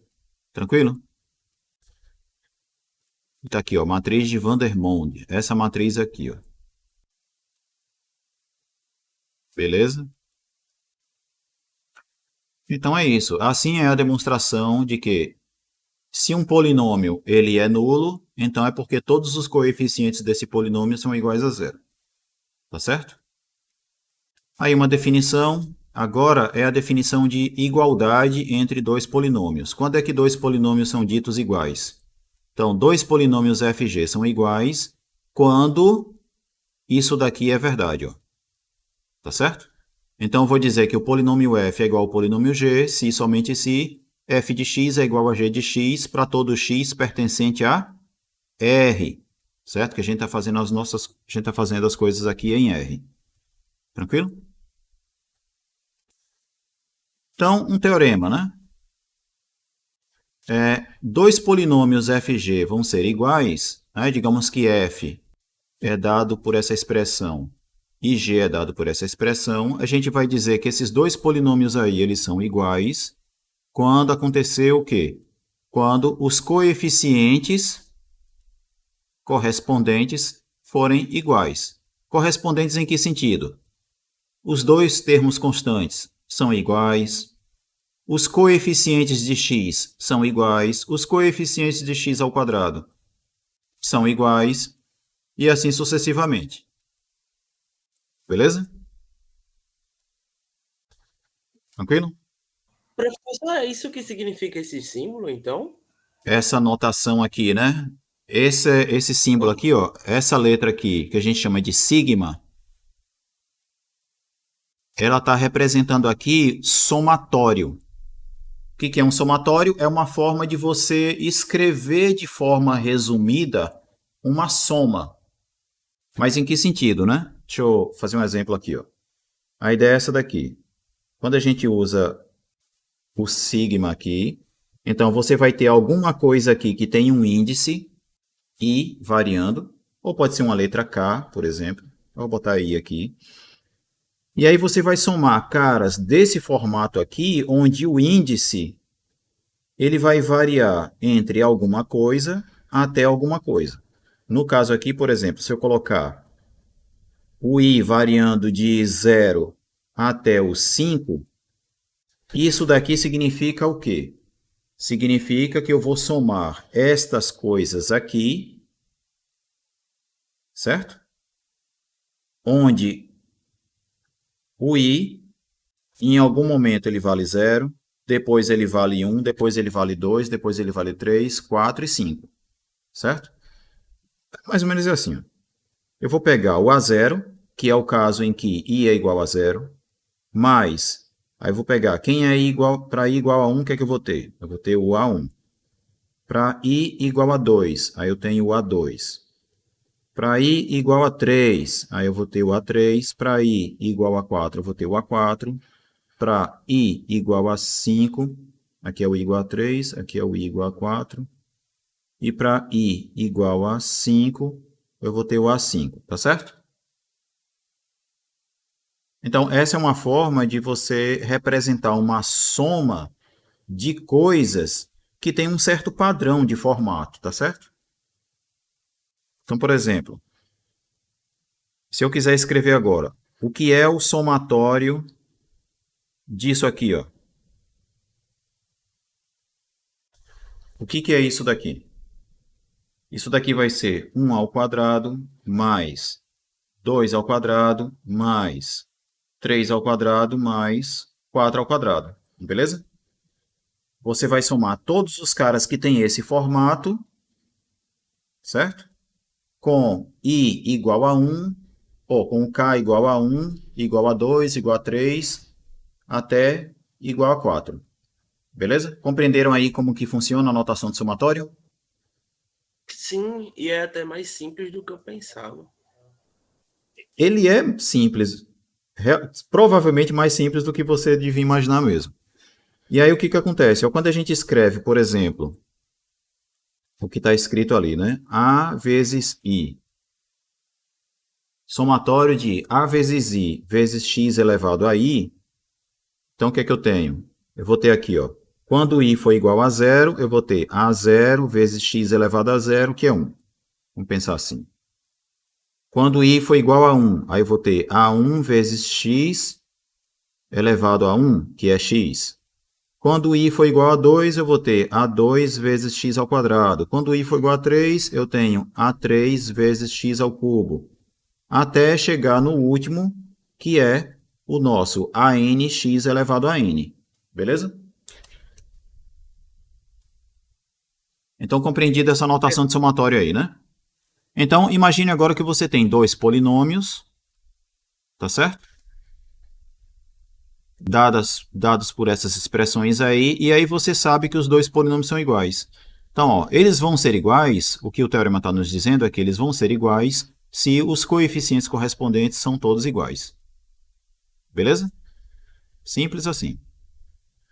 Eu não vou comentar a demonstração é simples, mas para a gente não ficar entrando nessa questão de somatório, eu vou omitir a prova dele, tá certo? Aí tem exercícios e tal, e a gente vem aqui para o nosso próximo tópico, que são as operações com polinômios. A primeira operação que a gente vai ver aqui é a adição, que eu acho que não é dificuldade para ninguém, né? Como é que a gente faz a adição? Então, dados dois polinômios, a gente obtém a soma dos dois polinômios fazendo o quê? Somando os coeficientes correspondentes, ó. Tá certo? Beleza? Obtendo um polinômio dado, usando a notação de somatório, ó, dado desse modo. Tranquilo? Então, por exemplo, se eu somo esse polinômio com esse, qual vai ser o resultado? Aí note que no livro o que é que ele fez primeiro? Primeiro ele escreveu, ó, reescreveu os dois polinômios para eu colocar os dois polinômios tendo a mesma quantidade de coeficientes, né? E aparecendo todas as potências de x, né? Ó, eu vou somar um polinômio que vai até a potência 4 do x e aqui só vai até a potência 2. Então, para eu colocar os dois caras tendo a mesma quantidade de coeficientes, então eu vou botar aqui 0x ao cubo e 0x à quarta. Tá certo? Nesse polinômio aqui, ó, não tem a potência, não tem o x, né? E nem o x ao cubo. Então eu vou botar o 0x e o 0x ao cubo. Né? Ele só fez isso para usar a definição do jeito que ele escreveu aqui, certo? Tranquilo? E aí o que é que vai acontecer, ó? A soma dos dois polinômios vai ser esse aqui, né? Que é o 4 mais 5. 3x mais 0x vai dar 3x. X ao quadrado mais 3x ao quadrado vai dar 4x ao quadrado. Certo? 0x ao cubo mais 0x ao cubo vai dar 0x ao cubo, aí eu não preciso colocar aqui. E 0x à quarta mais x à quarta vai dar x à quarta. Tá certo? Então, somar polinômios é uma coisa bem trivial, né? E aí, no caso da soma de polinômios, nós temos algumas propriedades. Quais são elas? A soma de polinômios ela é associativa, ela é comutativa. A soma de polinômios tem um elemento neutro e todo polinômio possui um inverso aditivo. Certo? O que é o elemento neutro no caso da soma de polinômios? Elemento neutro é o quê? Dado um polinômio, você vai dizer que ele é o polinômio que é elemento neutro na soma, se o quê? Se qualquer polinômio somado a ele é igual ao próprio polinômio p de x, certo? Se esse cara é o elemento neutro, então é porque ele, somado com qualquer outro, dá esse outro polinômio, beleza? Que polinômio é esse? Que polinômio tem que ser aqui?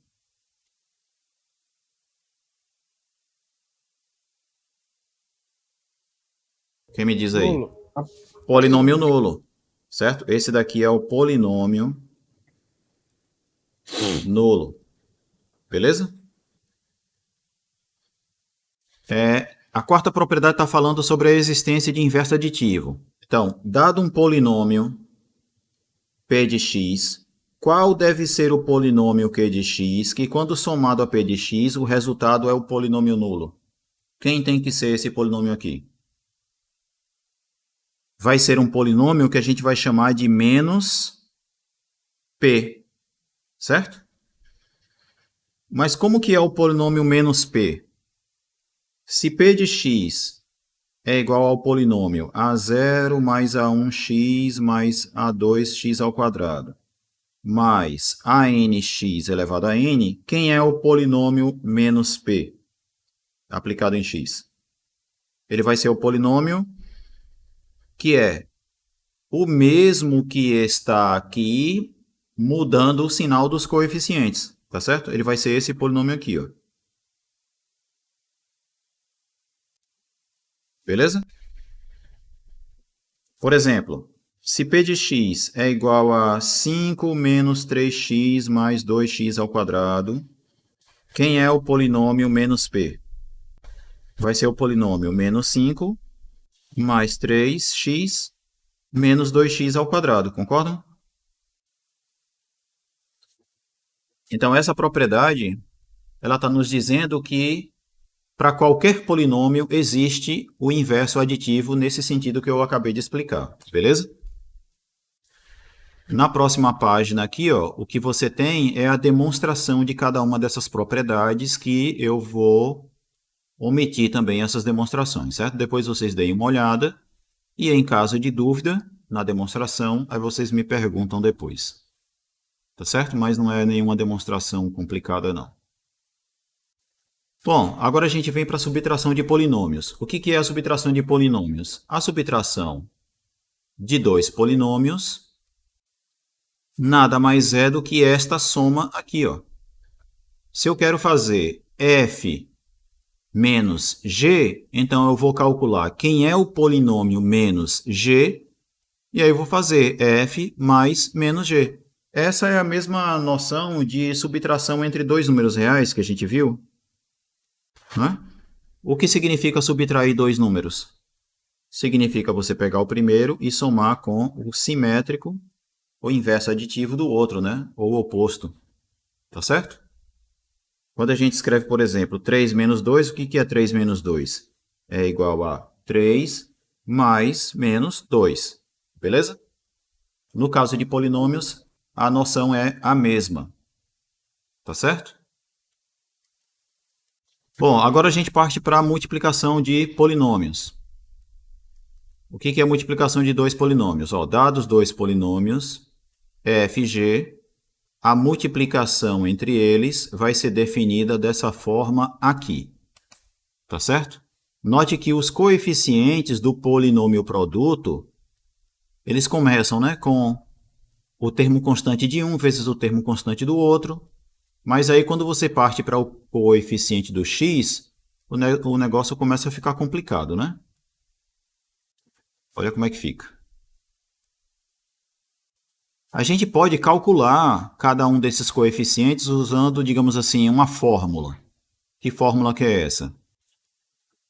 Ó, se o f vezes g, se eu chamar ele de um polinômio h, os coeficientes desse polinômio, eles vão ser calculados assim, ó. O SK vai ser dado por este somatório aqui. Tá certo? Tranquilo? Então, veja aqui, ó, no caso desse somatório aí, o que a gente tem? Ó?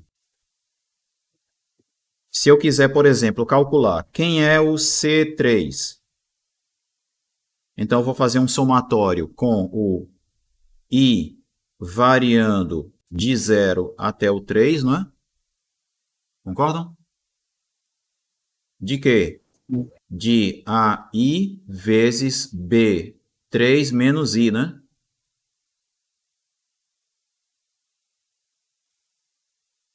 Não é isso? Aí você vai, ó. Quando I for igual a 0, aí você vai ter A0 vezes quem? Vezes B3. Mais, quando I for igual a 1, aí você vai ter A1 vezes B2. Quando I for igual a 2, aí você vai ter A2 vezes B1. Não é isso? Quando I for igual a 3, você vai ter aqui o A3 vezes o B0. Tá certo? Então, veja que o padrão é bonitinho aqui, ó. Se você somar esses dois números, o resultado é igual a 3. Somar esses dois números aqui, o resultado é igual a 3. Somar esses dois números, o resultado é 3. Esses dois, o resultado é 3. Concordam? Então, se eu quiser saber quem é o C4 vai ser o quê? A0, B4. A1, B3. A2, B2. A3, B1. A4, B0. Ó, basta que a soma dos índices aqui, ó, seja sempre igual a 4. Tranquilo? Compreenderam o padrão, né? Legalzinho, né? Sim, mas é isso claro. é quando a gente está multiplicando dois polinômios, né? Exatamente, quando a gente está multiplicando dois polinômios. Mas aí, esse B, o A0, B4, o A0 é o que está acompanhado sem nenhum termo e o BK é o que está sendo acompanhado com o maior termo. Não entendi, como assim? Todo A está associado a um número elevado a um termo, né? Isso. No caso, que é o polinômio aqui, A0, né?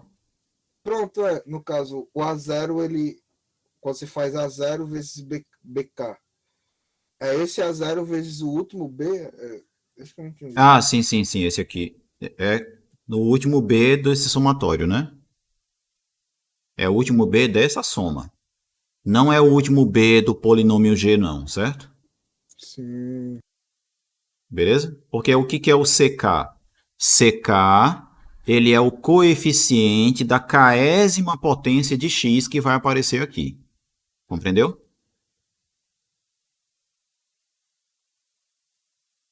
Não.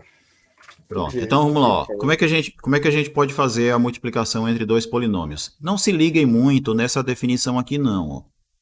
Certo? Isso aqui é só uma maneira de a gente definir matematicamente quem é o polinômio produto e como os seus coeficientes podem ser calculados. Beleza? É óbvio que... Tá, tudo bem, não é óbvio, mas não é necessariamente desse modo que vocês vão ficar calculando, não. Tá certo? A ideia é vocês usarem a distributividade. É mais fácil vocês pensarem no produto de dois polinômios usando distributividade, certo? Quando você faz, por exemplo, ó, esse polinômio aqui vezes esse polinômio aqui, veja como é que o livro está fazendo. Ó. Ele está pegando esse polinômio e multiplicando por esse cara, está aqui, depois por esse cara aqui, o resultado está aqui, depois por esse cara aqui, o resultado está aqui. Não é isso? Depois o que é que ele vai fazer? Ele vai usar a distributividade aqui também, ó, nessas três coisas. Quando usar a distributividade, por exemplo, aqui, aí você vai ter 2x ao quadrado vezes 4, que vai dar 8x ao quadrado. 2x ao quadrado vezes 5x vai nos dar 10x ao cubo. E 2x ao quadrado vezes 6x ao quadrado vai dar 12x à quarta. Tá certo? Certo. Tranquilo? Então, aqui, ó, você calculou o produto de dois polinômios usando a distributividade. Não tem nenhum problema. E depois, inclusive, depois que fizer a distributividade, né, obtendo todos esses resultados aqui, você vai fazer o quê? A soma de polinômios. obtendo esse cara aqui como resultado.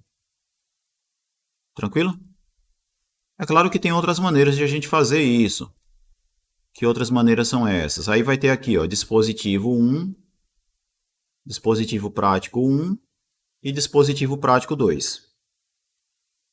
Eu vou falar só do dispositivo prático 2 porque o dispositivo prático 1 é a forma de multiplicar parecida com a multiplicação de números.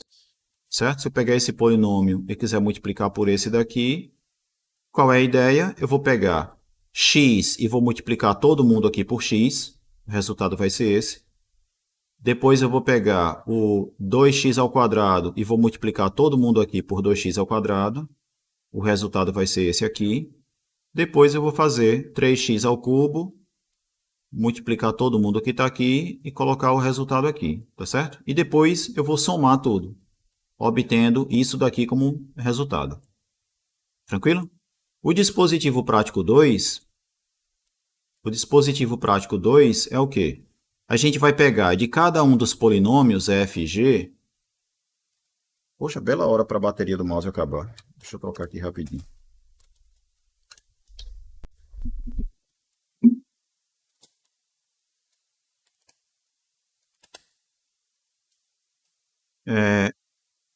A gente vai pegar os coeficientes de cada um dos polinômios e fazer uma tabelinha com eles, tá certo? Quem são os coeficientes do polinômio f?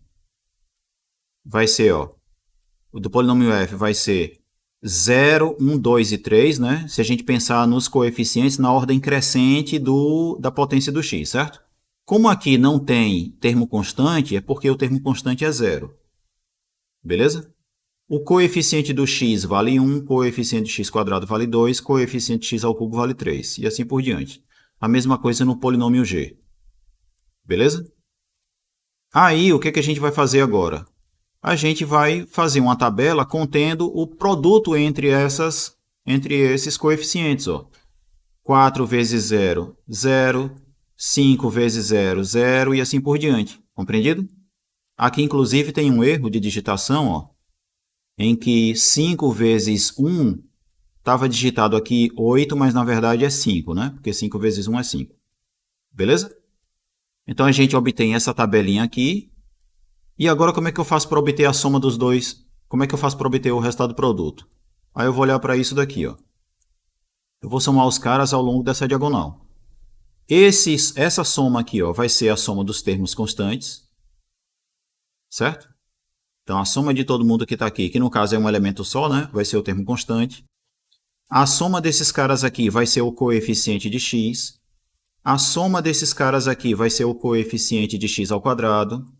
A soma desses, o coeficiente x ao cubo. A soma desses, o coeficiente x à quarta. E esse último cara aqui, o coeficiente de x à quinta. Compreendido? Sim ou não? Sim. Então, esse dispositivo prático 2 aqui, ele é até bem razoável, né? Dá para você ensinar uma criança a fazer multiplicação de polinômios usando isso, né? E aí, você fazendo, né, essa conta desse jeito, você chega, ó, no mesmo resultado. Tá certo? Tranquilo? E aí, só para terminar mesmo, não vou falar em grau de polinômio hoje, mas dá para falar, né? É porque já é 8h34, né? Já passei demais do horário, você já vou entrar na aula seguinte, né? Mas a multiplicação de polinômios também tem essas propriedades, ó, de ser associativa, comutativa, ter elemento neutro e ser distributiva em relação à soma. Tá certo? No caso da multiplicação, quem é o elemento neutro? O número 1. O número 1, certo? É o número 1. É porque eu já ouvi gente responder assim, né? Respondeu rápido sem pensar e respondeu que era o polinômio cujos coeficientes são todos iguais a 1. É claro que quem respondeu isso foi induzido pelo elemento neutro da adição, né? Porque no elemento neutro da adição, ele é o polinômio nulo, né? E o polinômio nulo é aquele cujos coeficientes são todos iguais a zero. E aí, pensando, por analogia, a pessoa pensa que o polinômio neutro, né, o elemento neutro na multiplicação de polinômios é o polinômio cujos coeficientes são iguais a 1, e não é, certo? É o número 1 mesmo. Beleza? E aí, acho que só para finalizar, o que é o grau do polinômio? O grau do polinômio, em resumo, vai ser o valor da maior potência de x que aparece na expressão do polinômio. Tá certo? Ou seja, vai ser a maior potência de x cujo coeficiente é diferente de zero. Tranquilo? Então, por exemplo, nesses polinômios aqui, ó, o grau do polinômio f é igual a 4, porque é a maior potência de x que aparece aqui, né? No segundo polinômio, o grau dele é 2. E no terceiro polinômio, o grau vai depender desse coeficiente ser igual a zero ou não, né? Se a for igual a 4, esse coeficiente aqui é zero.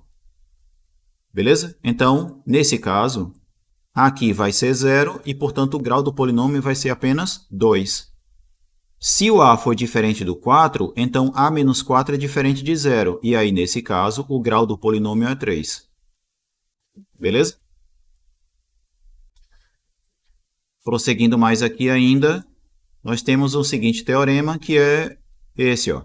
Se você somar dois polinômios, o grau da soma de dois polinômios sempre vai ser menor ou igual ao maior dos graus dos polinômios em questão. Certo? Então, por exemplo, se você somar um polinômio de grau 3 com um polinômio de grau 5, o grau do polinômio resultante da soma vai ser igual a 5. Tá certo? Agora, por que ele coloca menor ou igual? Quando é que pode ocorrer de ser menor? Quando, por exemplo, os dois polinômios têm o mesmo grau, mas os coeficientes desse termo de maior grau, eles são opostos. Por exemplo, ó, 1 mais x ao quadrado e 2 menos 3x menos x ao quadrado, aqui eu tenho um polinômio de grau 2, aqui um polinômio de grau 2, mas a soma desses dois polinômios é um polinômio de grau 1. Tá certo? Então, no caso da soma de polinômios, o grau da soma é menor ou igual ao maior grau dentre os graus dos dois polinômios. Tá certo? Aqui tem a demonstração e tem esse outro teorema também, ó. E no caso de você multiplicar dois polinômios?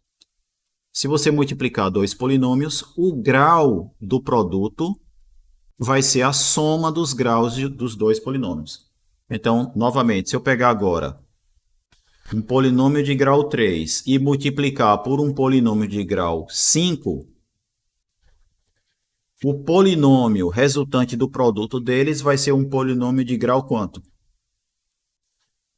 De grau 8. Beleza? Tranquilo? Pronto, então eram essas duas coisas que eu queria adicionar aqui com relação a grau. E desculpem aí ter me estendido aí por 13 minutos, mas pelo menos já fica registrado, gravado aqui, né? Polinômios até grau. Beleza? Na aula de sexta-feira, aí sim a gente vai entrar na divisão de polinômios, que é o assunto mais difícil para vocês aí com relação a polinômios, beleza? Tranquilo? Então, mais uma vez, desculpem ter me estendido no horário, mas pelo menos está registrado aqui já a coisa. Tenham todos aí uma boa noite, para quem ainda ficou na sala. Até sexta-feira e tchau para vocês. Boa noite, professor. Tchau, pessoal.